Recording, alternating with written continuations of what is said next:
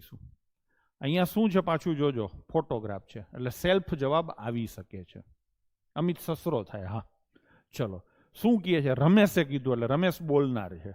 અહીંથી જ લેવાનું, મારા પછી જ. હવે આખું ગામ આ કરશે, જોજો આખું ગામ હવે આ રીતે કરશે.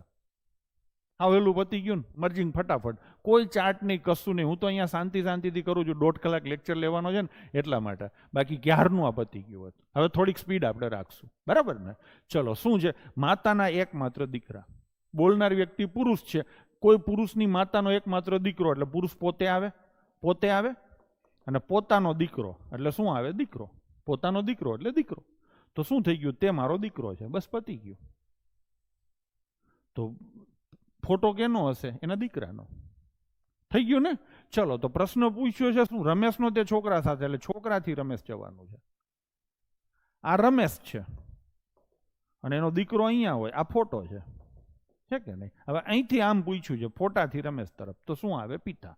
તો જવાબ શું આવશે? Option D. આખા ગામના જવાબ